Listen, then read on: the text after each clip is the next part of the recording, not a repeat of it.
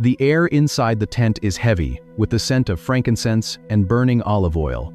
It is the morning of the Sabbath. In almost every surrounding culture, worshippers brought food to temples to feed their deities. It is easy to assume the tabernacle was no different but they understood they could never taste it.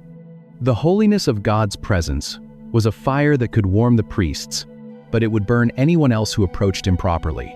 For hundreds of years, this boundary held firm. The table remained safely locked, in the dark, guarded by generations of priests. The law was perfectly clear, and the separation was absolute. The rules of the Golden Table remain unbroken for centuries, until a desperate fugitive forces a terrifying crisis. A man is running for his life. The dust of the Judean hills clings to his skin. He is exhausted, completely unarmed, and starving. This is not an ordained priest. This is a young shepherd and military commander named David, and he is fleeing from the paranoid, murderous rage of King Saul. In it Samuel Showbread. His frantic escape brings him to the priestly town of Nob, where the tabernacle is temporarily stationed.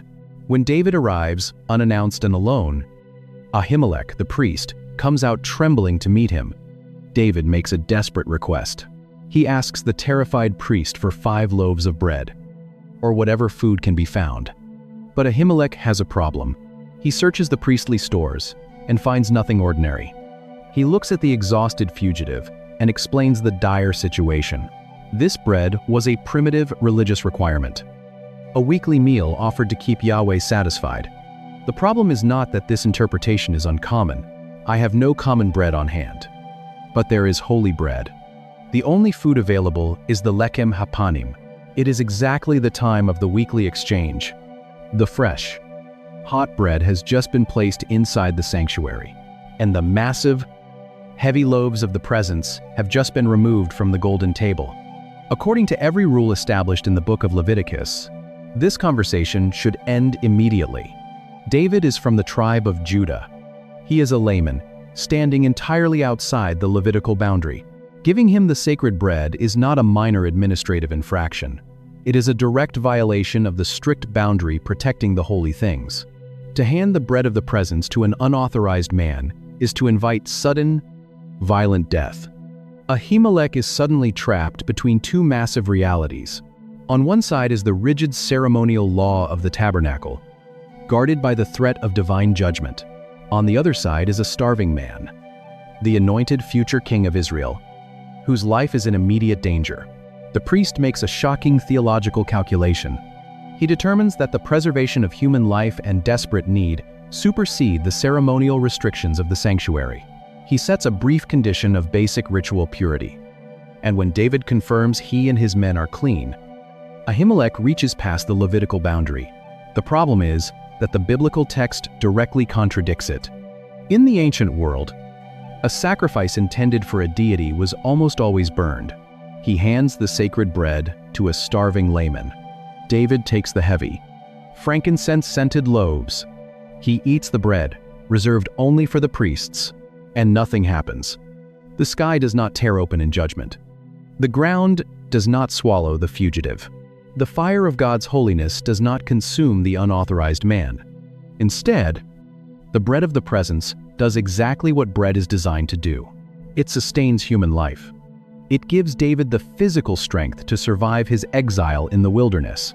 In a moment of deepest crisis, the absolute boundary around the golden table bends to accommodate human desperation. The restricted sanctuary food becomes a meal of mercy for an exhausted outcast. If you stop reading at the end of 1 Samuel, David's survival seems like a strange anomaly. It reads like a bizarre, quiet exception to the law, a single moment of priestly grace granted during an emergency, quickly buried in the turbulent history of the monarchy. For centuries, the incident at Nob sits in the biblical record as an unresolved tension. The Tabernacle law demands absolute restriction, yet the greatest king of Israel survives by breaking it. That would already be a fascinating historical footnote, but the story does not end there. 1,000 years later, a controversial rabbi walking through a grain field brings this forgotten crisis back into the light. It was sent up in smoke so the god could consume it in the spiritual realm.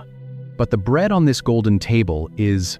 The heat of a Sabbath afternoon hangs over a grain field in Galilee. A group of men are walking through the stalks, tearing off the heads of wheat, rubbing them in their hands, and eating the raw kernels. They are not performing an elaborate religious ritual. They are simply hungry. Watching them from the edge of the field are the Pharisees. According to the strict oral traditions guarding the Sabbath, this casual foraging constitutes harvesting, threshing, and preparing a meal. It is a direct violation of ceremonial law. The religious leaders immediately confront the rabbi leading the group, demanding an explanation for this unauthorized behavior. In Matthew 12, Jesus faces a moment that perfectly mirrors the tension of the ancient tabernacle. The Pharisees expect him to engage in a technical legal debate. They expect him to argue the fine points of rabbinic case law to justify his disciples' actions. Instead, Jesus bypasses the legal maneuvering entirely and reaches 1,000 years into the past. He pulls up the one historical scandal that completely dismantles their rigid, unyielding view of holy things. Have you not read what David did when he was hungry, and those who were with him, how he entered the house of God and ate the bread of the presence, which it was not lawful for him, never placed on an altar of fire. It is not burned to ash. Instead, after resting before the veil for 7 days, it is taken away, to eat, nor for those who were with him, but only for the priests? Jesus is not just offering an obscure historical precedent to excuse a minor rule violation. He is making a massive, dangerous theological claim about his own identity. By pointing to the crisis at Nob, Jesus is drawing a direct parallel. He aligns his hungry, exhausted disciples with David's desperate men, and by doing so, Jesus aligns himself with David. He is declaring that he is the true, anointed king, currently living in exile, wandering through the wilderness, while being rejected by the religious establishment of his day.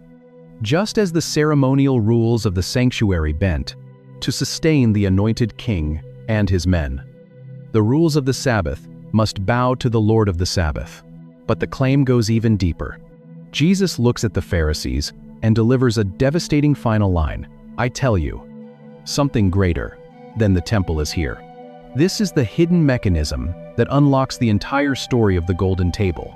For centuries, the temple in Jerusalem was the exclusive container for the presence of God. It was the only place where the Lechem Hapanim could reside. But Jesus claims that the spiritual architecture has changed. If he is greater than the temple, then he is the true sanctuary. But it is not eaten by God. It is eaten by men. Leviticus 24 gives the command, "It shall be for Aaron and his sons." The physical building, the golden table, and the 12 loaves were only ever temporary shadows pointing toward him. The true face of God is no longer hidden behind a heavy embroidered curtain.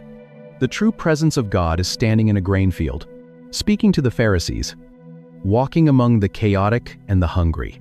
The Pharisees leave the field furious, realizing that Jesus has just elevated himself above the most sacred institutions of Israel.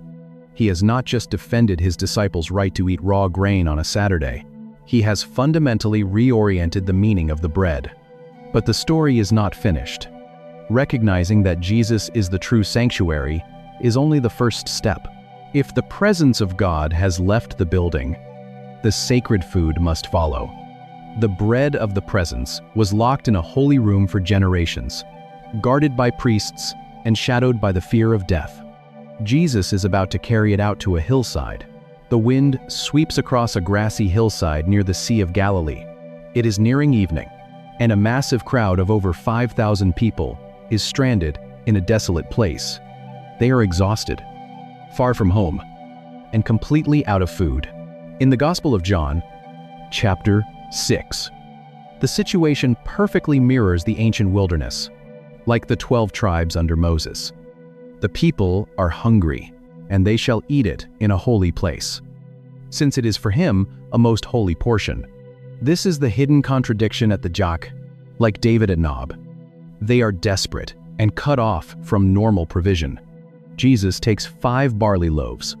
He gives thanks, breaks the bread, and begins handing it to his disciples to distribute to the crowd. Everyone eats until they are completely satisfied. And when the fragments are gathered, they fill exactly 12 baskets.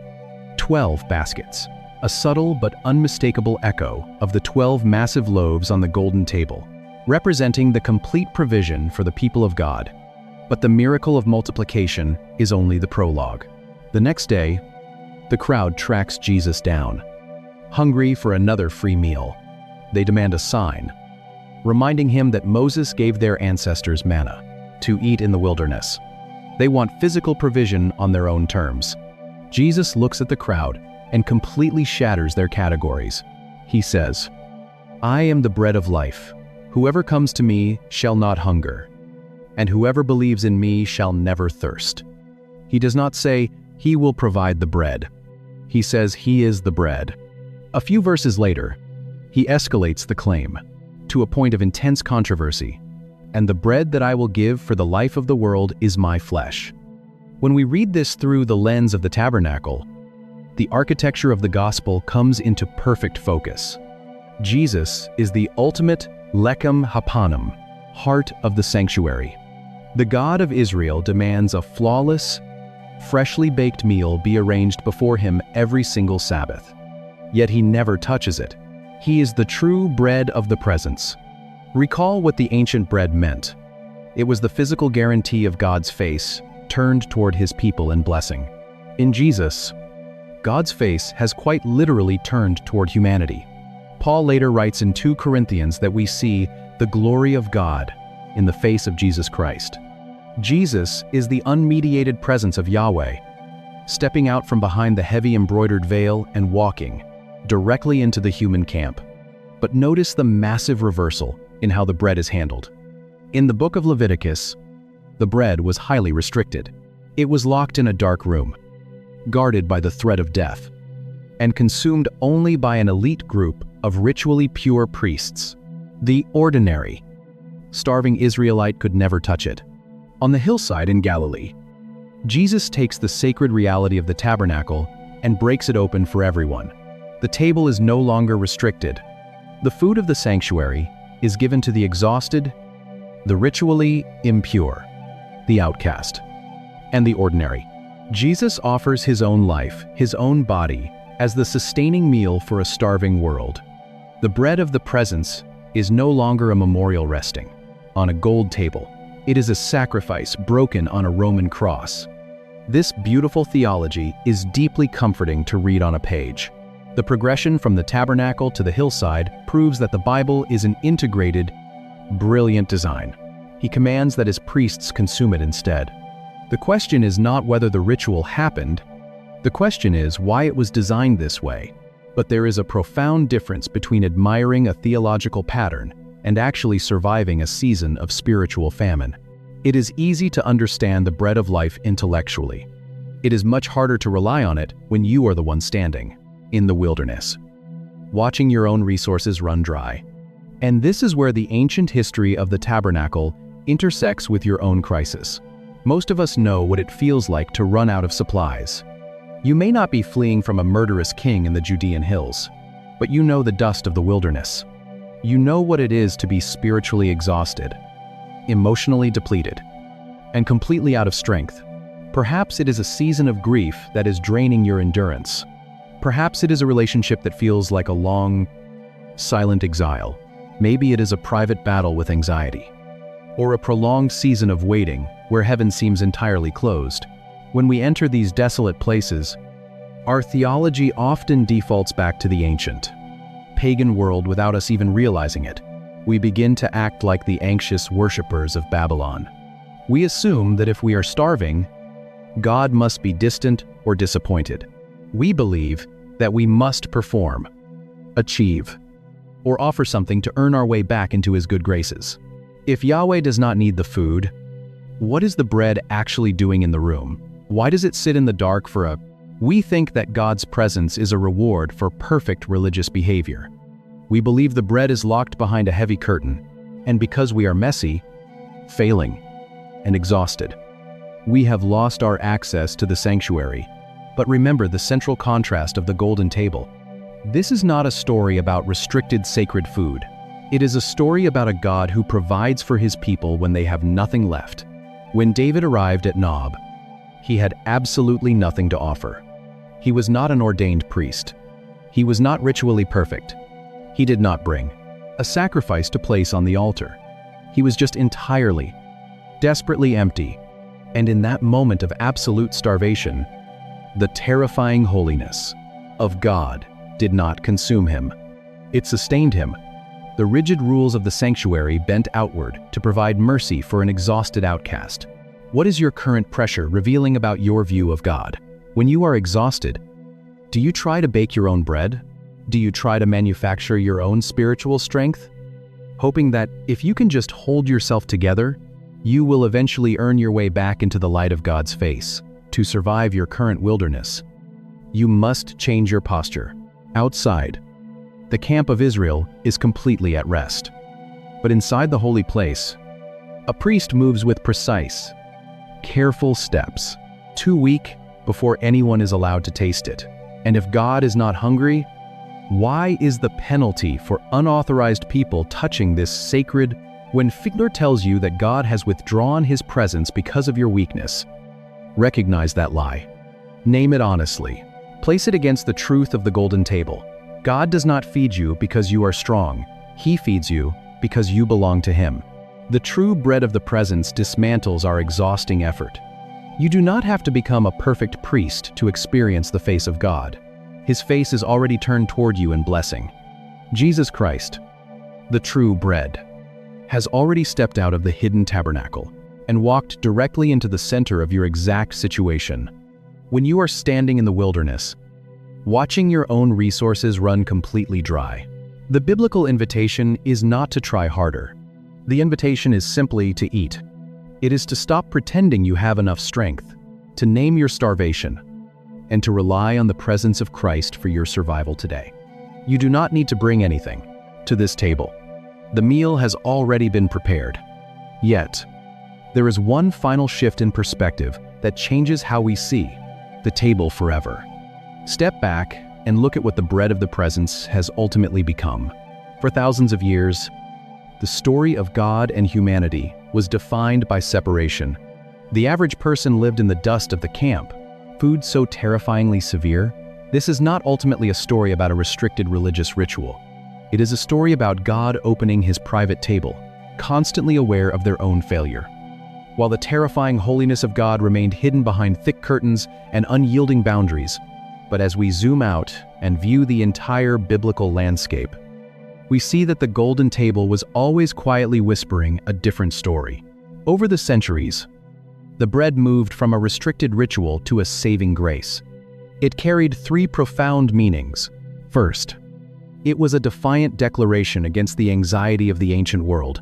Our God does not need to be fed by human hands. He feeds us. Second, it was an unbroken, physical intercession, proving that even when the 12 tribes were fractured and rebelling, their representative identity rested safely in the light of God's presence.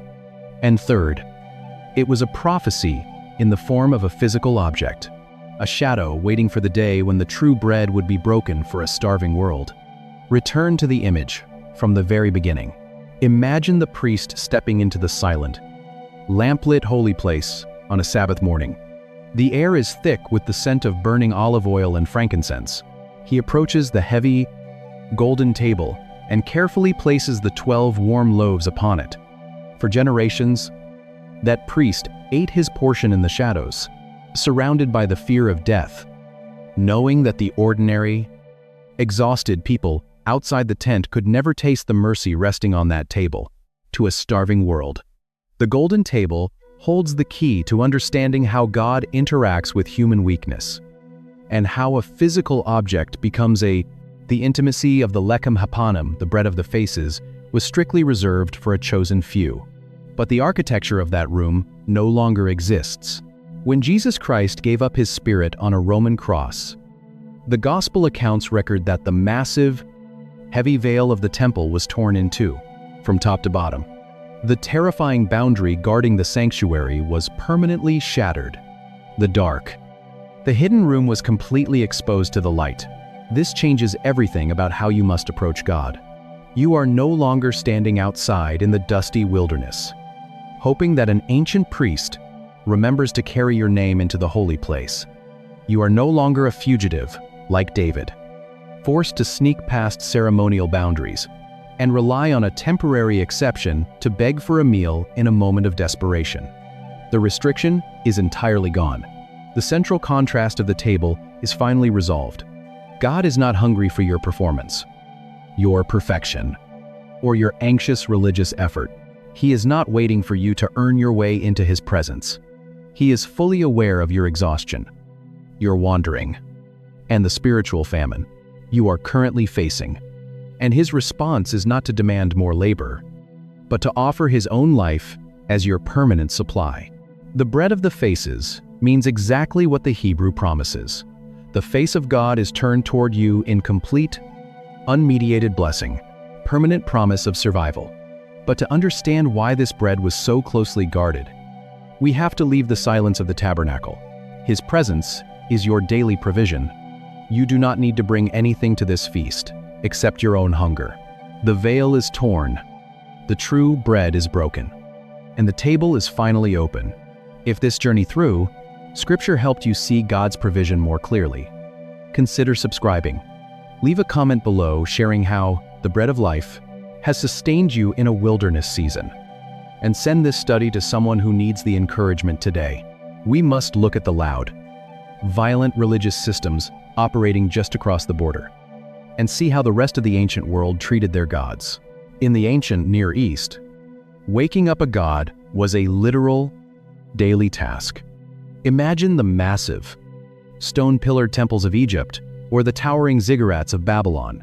Long before the sun rose, elite priests would enter the innermost, shadowy sanctuaries to begin the morning routine.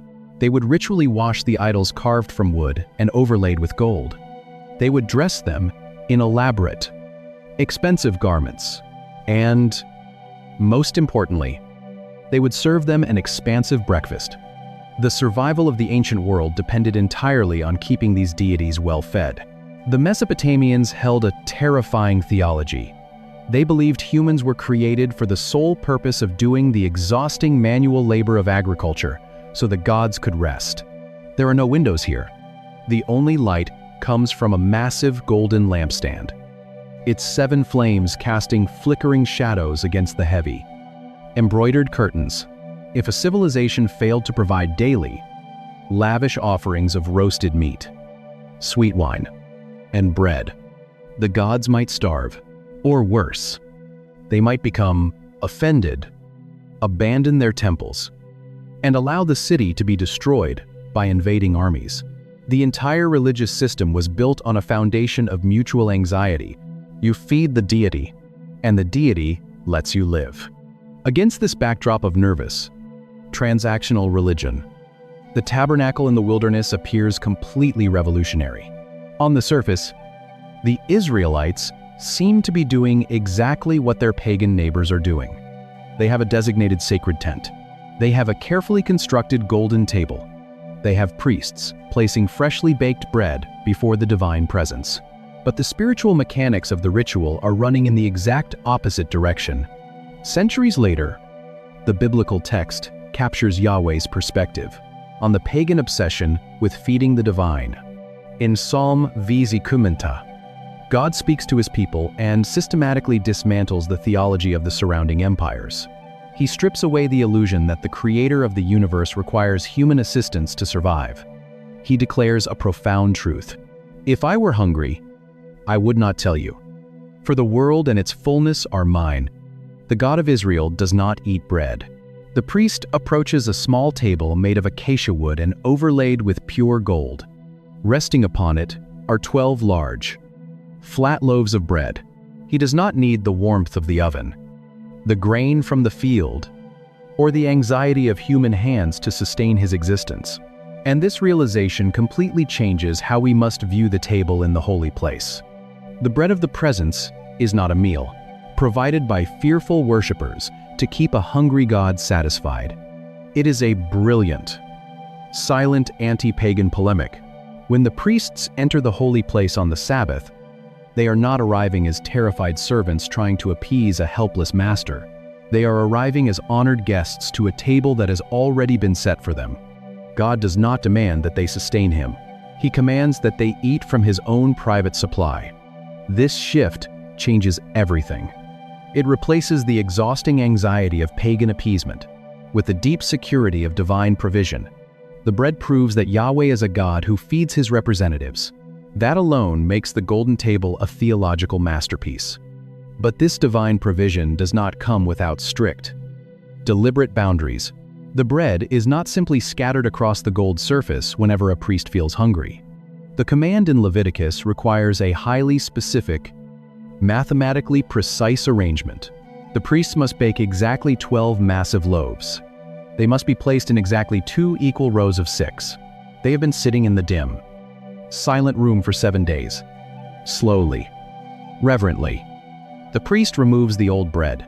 They must be crowned with pure frankincense.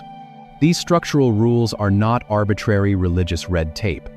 They hold a deeper secret. The arrangement of the table is not random. It is a permanent portrait of the nation. Look closely at the bread itself. The instructions in Leviticus 24 are highly specific, and they reveal an object of staggering physical weight. These are not small, delicate wafers or thin pieces of flatbread. Each loaf is baked using 2/10 of an ephah of fine flour, which means each loaf required roughly 4 to 5 pounds of flour. The golden table is holding nearly 60 pounds of bread at all times. 12 massive, heavy loaves, arranged in 2 towering stacks of 6. The sheer scale is intentional, but the mathematics are what matter most. Why exactly 12? In the biblical architecture, numbers are never accidental. The 12 massive loaves represent the 12 tribes of Israel. When the priest carries the warm bread into the holy place and carefully aligns it on the gold surface, he is not just managing a pantry. He is symbolically lifting the entire nation into the sanctuary. Consider the contrast between what is happening outside the tent and what is happening inside it. Outside, in the dust of the wilderness camp, the 12 tribes are chaotic. They complain, they rebel, they fracture, and they fail. In its place, he sets down 12 fresh loaves, still warm from the ovens outside. He arranges them in 2 neat stacks. They are terrified of their enemies, constantly prone to idolatry, and frequently failing to trust their God. The daily reality of the Israelite camp is messy, loud, and broken. But inside the holy place, there is no chaos. Inside the tent, the 12 tribes are represented as perfectly ordered, unified, and continually held in the warm light of the golden lampstand. Leviticus 24:8 explains the purpose. Every Sabbath day, Aaron shall arrange it before the Lord regularly. It is from the people of Israel, as a covenant forever. The bread acts as an unbroken, physical intercession. To ensure this memorial is recognized, pure frankincense is placed on top of each stack. At the end of the week, when the priests are finally permitted to eat the bread, that frankincense is gathered and burned. It becomes a physical prayer ascending in smoke, a memorial portion declaring that the covenant remains intact, even when the nation is failing, warring, or wandering. Their representative identity remains permanently resting on a golden table before the gaze of God. The bread is replaced every single Sabbath, guaranteeing that the presentation never expires. The tribes are never forgotten. This is a profound theological comfort. But for most modern readers, this intimacy is entirely obscured by the way they read the text. He places pure frankincense along the top. Then, he steps back, leaving the fresh bread in the glowing silence of the sanctuary.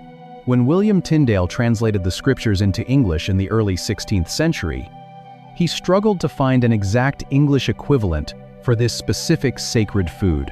He looked at the Tabernacle arrangement and coined a brand new compound word, showbread. He meant it was bread set out for display. Bread meant to be shown. The word stuck. For centuries, English readers have called it the showbread. The problem is that showbread sounds cold and clinical. It sounds like a plastic display in a bakery window, or a historical artifact sitting behind museum glass. It implies an object meant to be looked at from a distance, but never approached or experienced. That English translation completely masks the most intimate detail of the arrangement. To see what the table truly means, we cannot rely on a 16th century English invention. We have to strip away the translation, step back into the ancient world, and read the name of the bread in Hebrew.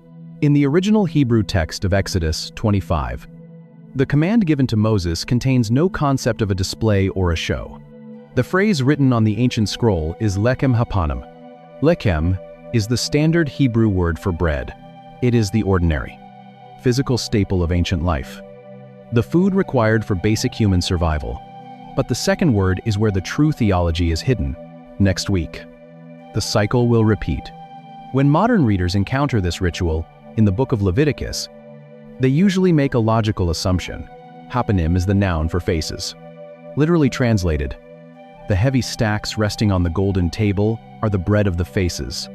The translation is accurate in a literal sense, but the English reader often misses the immense cultural weight of that term. In ancient Near Eastern culture, the face was not merely anatomical. A person's face represented their total, undistracted presence. It was the ultimate symbol of relational favor and attention. To be hidden from a king's face was to be exiled, ignored, or condemned.